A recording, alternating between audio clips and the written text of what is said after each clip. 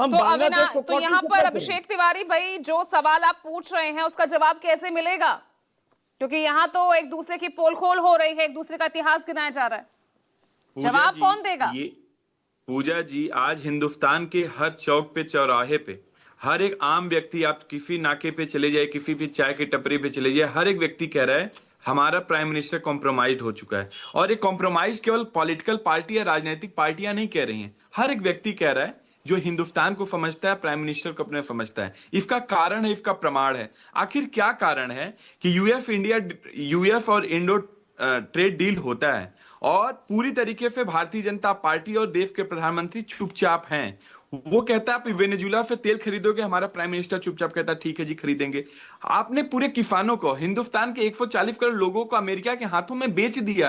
क्या कारण हो सकता है? इसलिए हम लोग कहते हैं कि आप कॉम्प्रोमाइज्ड हैं। अब ट्रंप आते हैं, ट्रंप बार बार विश्व पटल पे भारतीय जनता पार्टी के साथ साथ हमारे प्राइम मिनिस्टर, ये कह रहे हैं मेरे प्राइम मिनिस्टर, वो हमारे भी प्राइम मिनिस्टर हैं जितने आपके प्राइम मिनिस्टर हैं। उस बार बार प्रधानमंत्री नरेंद्र मोदी का अपमान करते हैं, हिंदुस्तान का अपमान करते हैं, प्रधानमंत्री बोल नहीं पाते। और वैसे तो कहते हैं आप 56 इंच का सीना, वो 56 इंच का सीना कहां जाता है? इसलिए कहते हैं कि आप कॉम्प्रोमाइज हैं। कॉम्प्रोमाइज का कारण देश की जनता के सामने आ चुका है। एप्स्टीन फाइल में देश के प्रधानमंत्री और उनके सबसे बड़े मंत्रियों का नाम है, और उस पर आप बोलने के लिए हिमाकत नहीं करते, बोलने की हिम्मत नहीं रखते, इसलिए आप कॉम्प्रोमाइज हैं। देखिए, इंडिया और पाकिस्तान का युद्ध होता रहता है कि प्रधानमंत्री के पहले यूएस का प्रेसिडेंट आकर के घोषणा कर देता है कि युद्ध हम रोकने जा रहे हैं, और प्रधानमंत्री उस पर कुछ नहीं बोलते। प्रधानमंत्री वो तो क्या यहाँ तक भारत कह की चुके हैं कि अगर मैं नहीं रोकता तो पाकिस्तानी पीएम वो मारे जाते। पूजा जी 140 करोड़ लोग के प्रधानमंत्री नरेंद्र मोदी जी हैं, डोनाल्ड ट्रंप नहीं है। आप आकर के घोषणा करते ना, आखिर क्या कारण हो सकता है कि ट्रंप आकर के घोषणा कर रहे हैं और आप उस पर हामी भर दे रहे हैं?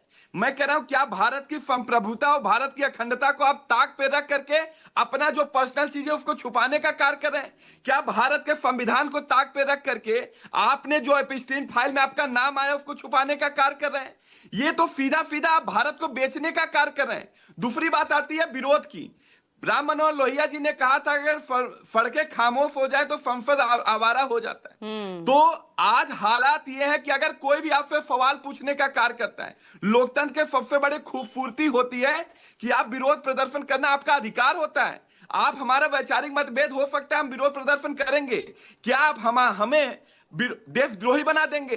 क्या हमें आप जेल में डालने का कार्य करेंगे? ये भारतीय जनता पार्टी कर रही है। और जहां तक देश की सबसे बड़ी विपक्ष पार्टी जो है, राहुल गांधी की पार्टी, कांग्रेस पार्टी, जब जब भी भारतीय जनता पार्टी से सवाल पूछा जाता है, जब जब भी नरेंद्र मोदी जी फंसने का कार्य करते हैं, राहुल गांधी और कांग्रेस पार्टी कवच के रूप में कार्य करने का कार्य करते हैं। पहली बात, वो तो सवाल उठा रहे हैं, ये जो कॉम्प्रोमाइज जो ये जो आपने टैग यूज कर रहे हैं, ये कांग्रेस का ही दिया हुआ है भाई। पूजा जी, आप उसी लड़ाई को आगे ले जा रहे हैं। पूजा जी, मैं 2 इंसिडेंट बताता हूं। जब भारत की सेना पाकिस्तान पे विजय प्राप्त कर रही थी, राहुल गांधी जी की क्या दिलचस्पी हो सकती है आकर के पूछते हैं, देश के प्रधानमंत्री नरेंद्र मोदी से पूरी देश की जनता से सवाल पूछ रही थी आपने सीज फायर क्यों किया?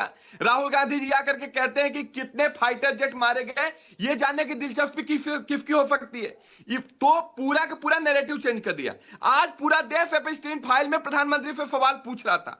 एप्स्टीन फाइल में पूछा जा रहा था आपका नाम क्यों आया इजराइल में जाकर के, आपने क्या किया? अनिल अंबानी ने मीटिंग संसद में तो बड़ी आप सब एकजुटता दिखा रहे थे, बाहर संसद खत्म होते अभी दूसरा चरण भी आना है भाई, अब दूसरा सेशन शुरू होना है बजट सत्र का। संसद में तो आप सब एकजुट होकर खड़े होकर सवाल पूछ रहे थे, यहाँ आते ही फिर अलग हो गए।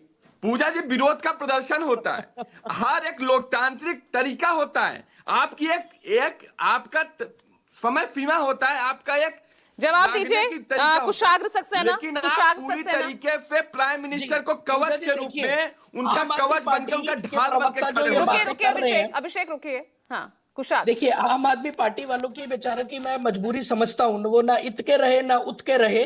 तो ये मधुशाला वालों से तो खैर हम इनकी बातों को सीरियसली नहीं लेते।